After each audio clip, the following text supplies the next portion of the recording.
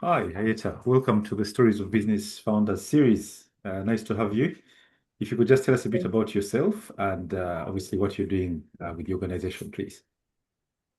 Okay, my name is Ayeta Anne Wangusa, and I'm the Executive Director of Culture and Development East Africa, based in Dar es Salaam, Tanzania.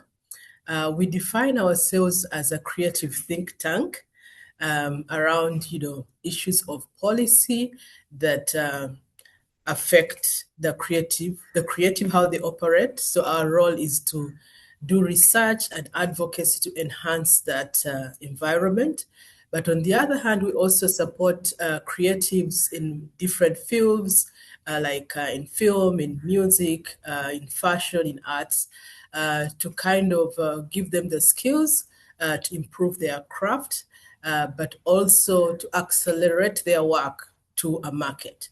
And this year, we are focusing on accelerating their craft around the idea of trading in intellectual property rights, because many times creatives are only trading with their services directly or with their products, but they don't look at their creativity to be marketed through licensing. So the whole idea is you license your work. For example, if you're an author, you can have your book licensed to be produced as an audio book, a digital book, or even as a film adaptation. So that's the kind of direction we are taking the creatives, that you do not have to be locked up into a certain way of selling your service or your product, but you can enter into the world of licensing. Yeah. Incredible. That's a really good description. And you've touched on a whole host of systems. So I'm intrigued by some of the systems you've described. So my first question is why the creative world? What inspired you to look at that? You're based in Tanzania. What was the thinking there and the opportunity? I'm actually surprised where I ended up, because originally, of course, I began off as a writer. So just seeing myself as a person who writes poetry, who gets published. And then, of course, I worked in the media field. But when I came to Tanzania, and I began and I worked as an advisor of the Commonwealth Foundation. I got to learn a lot around the policy environment and discovered that many creatives are operating without realizing that uh, the policy world is supposed to enhance the world they are in. So, because I had seen that world and participated in high level meetings that were talking about the creative down here. And then I realized that when these policy meetings, end, all these people we've been speaking to, many of them are not even relevant. For example, we're speaking to foreign ministers who definitely forget what we said immediately they left. That inspired me to say, let us set up an organization which would be a platform that brings together East African policymakers and civil society. So the initial thinking at that time was to bring civil society, because I was wearing a civil society hat at that time. I was working as a civil society strengthening advisor, and bring governments together to begin to understand the things that need to be unlocked for the creative to work effectively. But down the road, we discovered that you can't just be advocating without doing some practice. And so we established what we call our Creative Economy Incubator and Accelerator Initiative. So that what we support, we are testing it, and then we can now actually engage with policymakers. For example, I can give you an example of I found myself in a space where we were speaking with financiers, a big bank that is financing film. They had, millions of dollars to support the film industry. But when you look at how the film industry is structured, it's not that formalized. Most people do films using low budget movies and all that.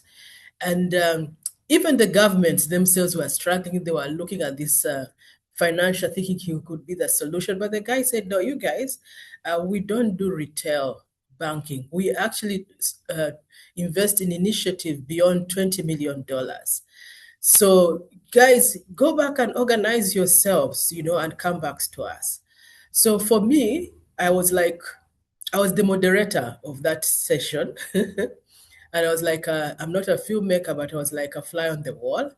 And I felt one way of organizing ourselves is to support the thinking around coming up with an East African co-production treaty that enables the 8 East African countries to come together to support themselves so that when you co-produce, for example, a Tanzanian filmmaker with a Kenyan or one in DRC, you expand your market of viewers because we already have the Kiswahili language. So what does that mean? You convince the investor that you have an East African market. And then it's not only one producer requesting for the money, it's maybe one or two. So that is how we are thinking. And in our upcoming expo, we will be presenting a draft treaty that has been developed by, of course, an expert, but also other producers and government people are inputting to it. So that's the way we see, okay, how can this money now flow to these filmmakers who are storytellers, but they seem not to get this money? So our role is to be the bridge between those that are creating, and you're using the language of systems, the system, financial system that is dangling all these dollars, but they will not get anywhere if there's no foundation, if there's no systems in place that can accept huge monies flowing to us. So that's kind of some of the work we're trying to do, moving away from looking at an incubator just training a few creatives, but opening it up to different stakeholders. For example, we are looking at right now, Tanzania, Uganda, and Kenya are going to host the AFCON in the next year. So the whole idea there is, how do musicians benefit from royalties through the use of music in stadiums, in fan bases, and all that? How can there be a system that ensures? And so we work with the people who have the mandate to collect that money, but we amplify their voice to a platform where the government can listen to them, and all those stakeholders that are relevant can do their part. So that's how we see ourselves, a think tank, but also doing the practical things of stimulating conversations that have not been there before. That's an amazing response, Ayeta. Thank you. And it kind of brings me to one of my favorite questions on these founder conversations, which is, so people like me who are outside of the industry will see what we call the visible point of entry, which is whether it's a book, it's a film, it's a music song, but we never really understand what has gone to get to that point in terms of the build-up. You talked about intellectual property, you talked about financing the film industry. Can you give us a summary of that end-to-end production chain as a holistic view? Because many people don't understand what it takes to get to that final product, which they see, whether it's a film or a song or a book. Can you give us a bit of a view of that, the challenges and systems in the background that are happening? Okay. So what you're asking is what we in our field, we call the creative value chain. Just like a farmer talks about, a value chain from, the seed to the final product, we also have a creative value chain. And that creative value chain starts from the creator. Like if I take, for example, let me choose the simpler one, a writer. I'm a creative. I write poetry, or I write prose, and maybe originally we just meet in a FemRite to read to each other to improve our work. So that's the creative element. And then from there, you move on to the next element, which is production. So that's how you come into the production system. And this production takes your creativity and turns it into a book. It could be a physical book, it could be an audio book, it could be, I don't know what other format I could say, but let's talk about physical and digital. And then they move that book to distribution.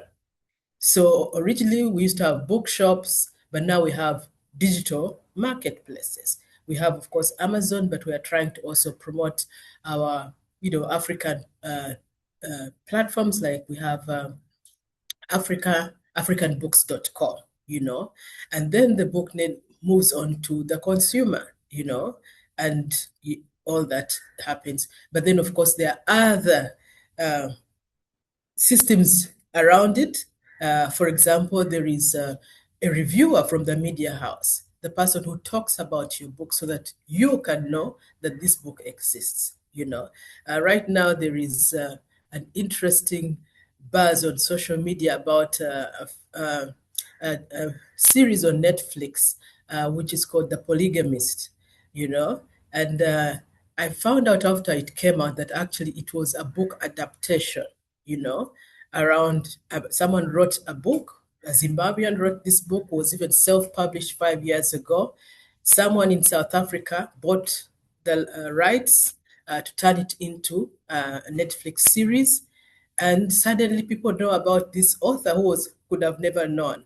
And that's one of the things that made us interested about the whole idea of making writers hard, because as the literary uh, reading culture declines, the visual screen culture is growing.